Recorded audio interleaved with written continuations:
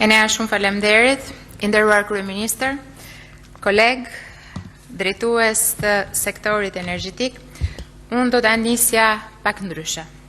Do të nisja nga progres raporti i fundit, i cili u shpall vetëm javën e kaluar, ku bazuar mbi 40 masa të vlerësuara, energjia ka marrë vlerësimin progres i mirë.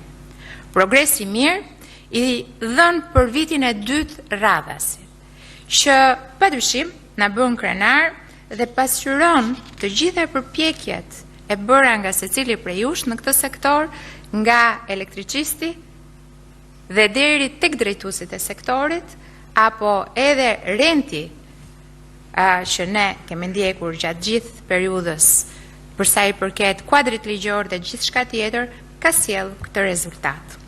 Raporti thekson si kontributor për këtë vlerësim për afrimin me kuadrin ligjor me akit e Bashkimit Evropian, avancimin në liberalizimin e tregut, ndarjen funksionale të operatorëve, unbundling, ka qenë një proces i gjatë që kemi bërë së bashku në vitin 2019 me shumë pikpyetje se si do t'ja dilnim me kompanitë e ndara, por sot OSHE funksionon si kompania MØM, e cila merret me gjithë pjesën administrative të mbarvajtjes të sektorit, por nga ana tjetër, pra sektorit shpërndarjes në këtë rast, por nga ana tjetër kemi krijimin e kompanive të cilat sot po forcohen dhe pritjen për krijuar edhe kompani tjera siç është operatori i energjisë rinovueshme. Gjithashtu është vlerësuar integrimi rajonar për sa i përket funksionalitetit të bursës me energji, pra bursa Alpex dhe bashkëpunimi në tregun e përbashkët Ballkanit Perëndimor. Si dhe një tjetër element i cili është vlerësuar është zhvillimi i burimeve të rinovueshme përmes ankandeve transparente dhe rritjes së pjesëmarrjes private në kontributin e prodhimit të energjisë së rinovueshme në vendin tonë. Sipas raportit, progres është shënuar dhe në eficiencën e energjisë, me forcimin e kuadrit ligjor dhe përgjithësimin e planit kombëtar për energjinë dhe klimën dhe diversifikimin e furnizimit, të cilat kanë përmirësuar ndjeshëm sigurinë energjetike në vendin tonë. Prioritetet për periudhën në vijim përfshin miratimin dhe zbatimin e planit kombëtar për energjinë dhe klimën, liberalizimin e plotë të tregut, bashkimin e tregut të ditës në advans, me vendet fshinjësi dhe përgatitjen e tranzicionit të gjelbër, gjithëpërfshirës, në përputhje me objektivat e Bashkimit Evropian për dekarbonizimin dhe zhvillim të qëndrueshëm. Ky progres është frut i një pune të përbashkët, është frut i forcimit të institucioneve tona, investimeve në infrastrukturë, rritjes së transparencës dhe digitalizimit të shërbimeve. Janë këto veprime që kanë bërë të mundur që energjia shqiptare të renditet me sektorëve me performancën më të mirë në këtë raport të Bashkimit Evropian. Por përveç vlerësimit që na bën krenar, ky është edhe një moment për të bërë një bilanc tjetër të rëndësishëm. Atë të kontributit real të sektorit energjetik në zhvillimin ekonomik të vendit. Dhe për më saktë, unë do t'i referohesha një raporti të Bankës së Shqipërisë në mesin e vitit 2025 për sa i përket kontributit të energjisë në investimet e huaja. Sot, investimet e huaja në Shqipëri kanë arritur 16 miliard euro, këto të llogaritura sipas metodologjisë tradicionale duke marrë kursin e këmbimit ditor. Por energjia është në vend të parë si kontributor kryesor në investimet e huaja në vendin tonë.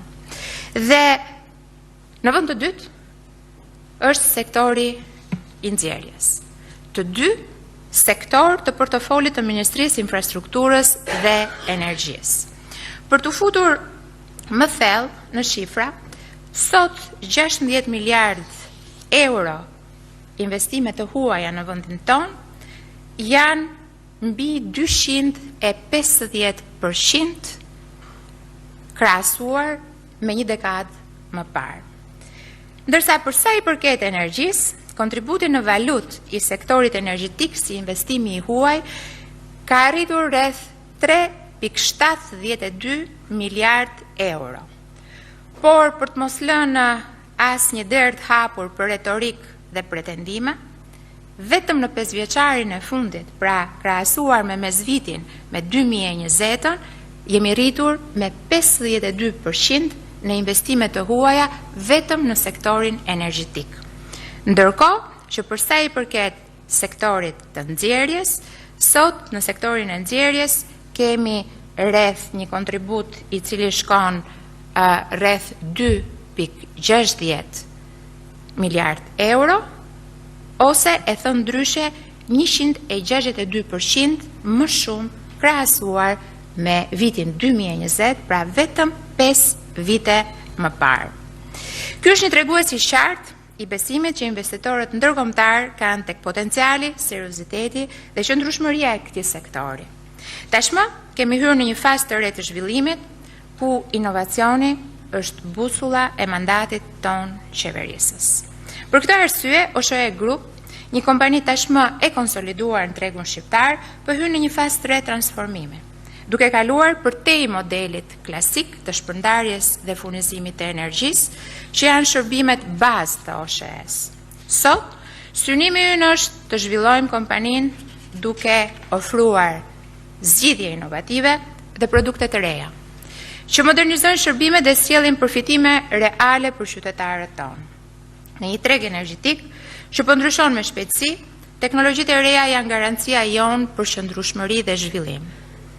Matësit inteligjent, platforma digjitale, automatizimi i proceseve, integrimi i burimeve të rinovueshme janë elementët që po e bëjnë sistemin tonë më efikas, më transparent dhe më afër standardeve europiane. Por asnjë teknologji nuk mund t'jap frutet e plota pa njerëzit që e drejtojnë atë. Paralelisht me zhvillimin e kapaciteteve teknike të shoqërisë, paralelisht me inovacionin që kemi filluar të ngrem brenda strukturave të kompanisë, pra të OSHE-s, ngritja e kapaciteteve njerëzore është thelbësore jo vetëm për OSHE-n, por për të gjithë sektorin energjetik. Ne kemi identifikuar vitet e fundit një mungesë të theksuar të kuadrove të ri të specializuar në fushën energjetike, pasi mosha mesatare e teknikëve, e inxhinierëve dhe gjithë kontributorëve të teknologjisë ka arritur në 50 vjeç. Megjithatë, kemi ndërmarrë gjatë vitit 2024 dhe vitit 2025 dy nisma shumë të rëndësishme. Për sjelljen e gjakut të ri brenda në ndërmarrjen e madhe të OSHE-s prej 6.800 punonjësish. Dhe ja kemi dalë në thirrjen e parë duke mbajtur moshën mesatare shumë të ulët dhe në thirrjen e dytë duke e rritur atë, ne sot kemi 280 elektricistë të ri që janë shtuar radhëve të gjithë kësaj ushtrie të madhe të energjisë shqiptare.